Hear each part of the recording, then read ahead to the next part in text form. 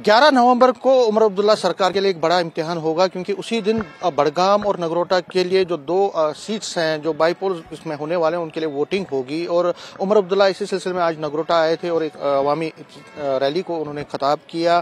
कैसा इम्पैक्ट है नगरोटा में और यहाँ पे क्या क्या मुद्दे हैं, इस पर बात करने के लिए हैं शमीम बेगम जो कि नेशनल कॉन्फ्रेंस की कैंडिडेट हैं, और रतनलाल गुप्ता से भी बात करेंगे जो कि प्रोविजनल प्रेसिडेंट हैं जम्मू कश्मीर नेशनल कॉन्फ्रेंस के। शमीम जी, आपसे बात करने के आपका पहला धन्यवाद। सबसे पहले जानना चाहूंगा, क्योंकि जब आपकी नॉमिनेशन हुई थी तो लास्ट मोमेंट पे ही सब कुछ हुआ था, कांग्रेस से बात नहीं बनी और आपको नॉमिनेशन हुई थी। उस दिन थोड़ी थोड़ी आप नर्वस थी, आज नर्वसनेस है कि थोड़ा थोड़ा आप कॉन्फिडेंस में आ गई है? नहीं, वो अचानक से फैसला जब पार्टी की तरफ से आया और उन्होंने कहा कि आपने इलेक्शन लड़नी है, और पार्टी ने पहले भी बोला था कि अगर कांग्रेस नहीं लड़ेगी तो हमारी कैंडिडेट आप ही होंगी, लेकिन हमने सोचा था कि शायद इलेक्शन कांग्रेस ही लड़ेगी, क्योंकि रात तक मुझे पता नहीं था। और जब सुबह अचानक ये पार्टी की तरफ से फैसला हुआ और हमने उस फैसले पे जो पार्टी का पूरा साथ दिया और नॉमिनेशन फाइल किया, और उसके बाद अपने इलाके में अपने कैंपेन के लिए मैं निकल गई। और थोड़ा सा नर्वस तो होता ही इंसान पहले दिन, जब एकदम अचानक से मैंडेट मिलता है तो थोड़ी नर्वस होते हैं, लेकिन आज मैं ठीक हूँ, अपने इलाके में जा रही हूँ और लोग काफी अच्छा रिस्पांस दे रहे हैं और लोग बिल्कुल साथ हैं। क्योंकि तब से लेकर आप लगातार हम भी देख रहे हैं कि आप जगह जगह घूम रही हैं, आपने क्या पाया, क्या क्या इश्यूज हैं और कहाँ लगता है आपको कि फेलियर हुए हैं प्रीवियस एमएलए से या गवर्नमेंट से जो यहाँ पे? देखिए, इशू तो बहुत सारे हैं। मैंने जैसे अभी पहले भी कहा कि ये जम्मू के बिल्कुल साथ जुड़ी हुई जो कॉन्स्टिट्यूंसी है, कहने को तो ये जम्मू जो सिटी है उसके बिल्कुल पास है, लेकिन यहाँ पे बहुत सारी कमियां हैं। मैंने 5 साल एज ए डीडीसी यहाँ पे काम किया है, कोशिश की है कि लोगों को ग्राउंड लेवल पे जाके लोगों के लिए काम करने की कोशिश की है, लेकिन यहाँ का एरिया ऐसा है कि अगर मैं आपको मार शिबा बम्बयाल की बात करूं और यहाँ डंसाल में भी बहुत सारे एरिया ऐसे हैं, या मतवार में, पलवाल में, जहाँ अभी तक रोड कनेक्टिविटी नहीं है। जहाँ रोड कनेक्टिविटी ना होने की वजह से जो वहाँ के जो हमारा एजुकेशन सिस्टम है या हेल्थ है का सिस्टम है वो भी कमज़ोर हो जाता है, क्योंकि हमारे जो माएँ बहनें बहुत पहाड़ी इलाकों में जब रहती हैं और कभी वो बीमार हो जाती हैं, उन्हें हॉस्पिटल ले जाने के लिए जब रोड नहीं होता उठाकर ले जाना पड़ता है, तो बड़ी लोगों को परेशानियों का सामना करना पड़ रहा है। और मैंने लोगों को यही भरोसा दिलाया है कि अगर आप मुझे यहाँ से आप मुझे जिता के भेजते हैं और मैं असेंबली में बैठती हूँ तो आप लोगों के लिए इन चीज़ों पर बात करूँगी, बेहतर सड़कें बनाने की कोशिश करूँगी, या लोगों के आज भी मैं देखती हूँ कि जहाँ पे पानी की किल्लत है, पानी नहीं है लोगों के घरों में, और कोशिश करूंगी कि सिस्टम को बेहतर कर सकूं, अपने इलाके की बेहतर डेवलपमेंट करा सकूं। क्योंकि मैं भी कई जगहों पे घूमा और मैंने पाया कि एक तो पानी की जो आपने बात ही कर ली, दूसरा रोड्स की बड़ी प्रॉब्लम है, और जो फ्लड आया था उससे काफी नुकसान हुआ है, रोड्स का नुकसान हुआ, पुल गिरे हैं, पुल को नुकसान, कई मकान गिरे हैं, जो एग्रीकल्चर है उसको काफी नुकसान हुआ। तो आपको क्या लगता है अगर आपको मौका मिलता है तो किस तरह से आप इन चीजों को आगे बढ़ाएंगे? देखिए, जब ये फ्लड आया था उसके बाद काफ़ी सारे जो मेरे इलाके के जो एरियाज थे उनमें नुकसान हुआ है लोगों का, चाहे वो जैसे आपने कहा कि मकानों का या सड़कों का या फसलों का।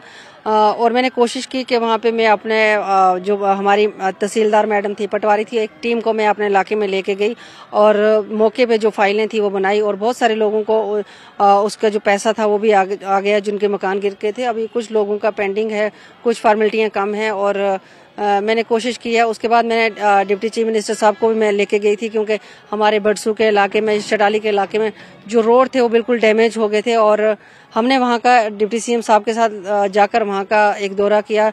या यहाँ पे कटर बटाल में एक पुल था बड़ा सा, जो वहाँ पे डिप्टी सीएम साहब खुद उनको यकीन दिला के आए हैं कि ये जल्द से जल्द हम पुल भी बनाएंगे। और कोशिश की है इस पिछले 5 सालों में, या अभी जो फ्लड का लोगों पर ऐसी मुसीबत आई उसमें लोगों के साथ खड़ी रही हूँ और कोशिश की है कि लोगों की परेशानियों में उनका साथ दूं, उनके लिए कुछ बेहतरी कर सकूं। लास्ट में पूछना चाहूंगा, क्योंकि मुकाबला कांटे का है, क्या मैसेज देंगी, क्या भरोसा, कितना भरोसा आपको लोगों पर है? क्योंकि कई लोग ये भी कहते हैं कि यहाँ पे सिंपैथी फैक्टर काम करेगा, जो प्रीवियस एमएलए यहाँ पे रहे थे। देखिए, मैं लोगों से यही एक अपील करूंगी कि जब बात आती है तो कहते हैं कि देवेंद्र सिंह राणा साहब ने बड़ी डेवलपमेंट कराई थी। और मैं भी इस बात को मानती हूँ कि उन्होंने बड़ी अच्छी डेवलपमेंट कराई थी। लेकिन मैं लोगों को सिर्फ ये एक बात बोलना चाहूँगी कि जब उन्होंने डेवलपमेंट कराई वो नेशनल कॉन्फ्रेंस में थे, और नेशनल कॉन्फ्रेंस में रहकर उन्होंने इलाके में बहुत सारी डेवलपमेंट कराई, और वो उमर अब्दुल्ला साहब की देन थी। और जब से वो बीजेपी में गए तो उन्होंने कोई एक भी काम नहीं हुआ है। और मैं लोगों को यकीन दिलाना चाहती हूँ कि अभी उमर अब्दुल्ला साहब की सरकार है, और आपने एक बनी हुई सरकार में अपनी हिस्सेदारी डालनी है, ताकि आप लोगों के काम वैसे ही हों जैसे पिछले नेशनल कॉन्फ्रेंस के टाइम में हुए। तो मैंने लोगों को यही भरोसा दिलाया है कि अगर आप मुझे यहाँ से आप मुझे जिता के भेजते हैं और मैं असेंबली में बैठती हूँ, तो आप लोगों के लिए इन चीज़ों पर बात करूँगी, बेहतर सड़कें बनाने की कोशिश करूँगी, या लोगों के आज भी मैं देखती हूँ कि जहाँ पे पानी की किल्लत है, पानी नहीं है लोगों के घरों में, और कोशिश करूंगी कि सिस्टम को बेहतर कर सकूं, अपने इलाके की बेहतर डेवलपमेंट करा सकूं। क्योंकि मैं भी कई जगहों पे घूमा और मैंने पाया कि एक तो पानी की जो आपने बात ही कर ली, दूसरा रोड्स की बड़ी प्रॉब्लम है, और जो फ्लड आया था उससे काफी नुकसान हुआ है। रोड्स का नुकसान हुआ, पुल गिरे हैं, पुल को नुकसान, कई मकान गिरे हैं, जो एग्रीकल्चर है उसको काफी नुकसान हुआ। तो आपको क्या लगता है, अगर आपको मौका मिलता है तो किस तरह से आप इन चीजों को आगे बढ़ाएंगे? देखिए, जब ये फ्लड आया था उसके बाद काफ़ी सारे जो मेरे इलाके के जो एरियाज थे उनमें नुकसान हुआ है लोगों का, चाहे वो जैसे आपने कहा कि मकानों का या सड़कों का या फसलों का। और मैंने कोशिश की कि वहाँ पे मैं अपने जो हमारी तहसीलदार मैडम थी, पटवारी थी, एक टीम को मैं अपने इलाके में लेके गई और मौके पे जो फाइलें थी वो बनाई, और बहुत सारे लोगों को उसका जो पैसा था वो भी आ गया जिनके मकान गिर के थे। अभी कुछ लोगों का पेंडिंग है, कुछ फॉर्मेलिटियाँ कम हैं, और मैंने कोशिश की है। उसके बाद मैंने डिप्टी चीफ मिनिस्टर साहब को भी मैं लेके गई थी, क्योंकि हमारे बड़सू के इलाके में, शटाली के इलाके में जो रोड थे वो बिल्कुल डैमेज हो गए थे, और हमने वहाँ का डिप्टी सीएम साहब के साथ जाकर वहाँ का एक दौरा किया। या यहाँ पे कटर बटाल में एक पुल था बड़ा सा, जो वहाँ पे डिप्टी सीएम साहब खुद उनको यकीन दिला के आए हैं कि ये जल्द से जल्द हम पुल भी बनाएंगे। और कोशिश की है इस पिछले 5 सालों में, या अभी जो फ्लड का लोगों पर ऐसी मुसीबत आई उसमें लोगों के साथ खड़ी रही हूँ, और कोशिश की है कि लोगों की परेशानियों में उनका साथ दूं, उनके लिए कुछ बेहतरी कर सकूं। लास्ट में पूछना चाहूंगा, क्योंकि मुकाबला कांटे का है, क्या मैसेज देंगी, क्या भरोसा, कितना भरोसा आपको लोगों पर है? क्योंकि कई लोग ये भी कहते हैं कि यहाँ पे सिंपैथी फैक्टर काम करेगा, जो प्रीवियस एमएलए यहाँ पे रहे थे।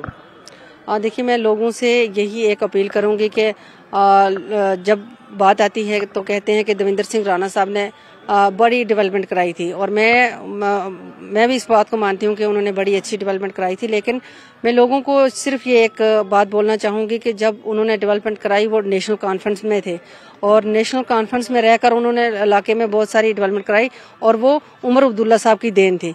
और जब से वो बीजेपी में गए तो उन्होंने कोई एक भी काम नहीं हुआ है। और मैं लोगों को यकीन दिलाना चाहती हूँ कि अभी उमर अब्दुल्ला साहब की सरकार है, और आपने एक बनी हुई सरकार में अपनी हिस्सेदारी डालनी है, ताकि आप लोगों के काम वैसे ही हों जैसे पिछले नेशनल कॉन्फ्रेंस के टाइम में हुए। रतनलाल गुप्ता जी भी हैं यहाँ पे। सर, आपकी जो आज रैली हुई है, क्या लगता है आपको इस रैली से कितना फायदा होगा और आपके मुद्दे क्या रहेंगे? देखिए, आज की इस रैली में साबित कर दिया है कि जब नगरोटा कॉन्स्टिट्यूंसी में नेशनल कॉन्फ्रेंस की लहर चल रही है। आपने देखा कि यहाँ हमारे मंत्री हजरात भी आए और ऑनरेबल चीफ मिनिस्टर साहब भी आए। चीफ मिनिस्टर साहब ने भरपूर आवाज से उन्होंने ये अपील की है लोगों के सामने कि वो शमीम बेगम जो है उनको वोट दें, 11 तारीख को हाल का बटन दबाएं और इनको जिताएं। आपको याद होगा कि पिछली भी जितनी भी डेवलपमेंट हुई 2008 से लेकर 2014 तक, ये उमर अब्दुल्ला सरकार में हुई थी। यहाँ कॉलेजेस बने, यहाँ पुल बने, यहाँ सड़कें बनी, यहाँ पानी का इंतजाम अच्छा हुआ, यहाँ बिजली का इंतजाम अच्छा हुआ, और कई ऐसे मुद्दे थे जो यहाँ सॉल्व हुए। यहाँ तक कि यहाँ पे भर्ती हुई थी, पुलिस की भर्ती हुई, यहाँ पे डायरेक्ट भर्ती हुई, ये उस वक्त हुआ था। अब की बार भी, क्योंकि सरकार उमर अब्दुल्ला साहब की है, लोगों को यकीन है कि जो उमर अब्दुल्ला साहब ने 2008 से लेकर 2014 तक किया था, वैसे ही विकास नगरोटा का होगा। और शमीम बेगम को आप 11 तारीख, ये उमर साहब कह रहे हैं कि 11 तारीख को हल का बटन जो तीसरे नंबर पे है वो दबा के आप शमीम बेगम को जिताएं।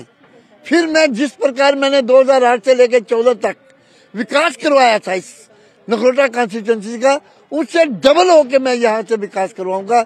यहाँ की पानी की समस्या दूर होगी, यहाँ जो हमारी सड़कों की हालत ठीक होगी, यहाँ हमारे हॉस्पिटल और ज्यादा बनेंगे, अच्छी हालत होगी।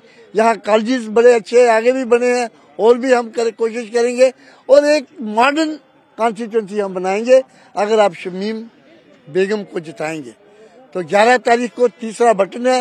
ये उमर साहब कह रहे हैं, आपसे अपील की है यहाँ जलसे में, ओपन जलसे में की है कि तीसरा बटन जो है हल का बटन है, शमीम बेगम का बटन है, उसको दबा के आप नेशनल कॉन्फ्रेंस को कामयाब करें। न्यूज़ 18 से बात करने के लिए शुक्रिया। कैमरामैन साहिबा के साथ में समीर भट्ट, न्यूज़ 18 जम्मू।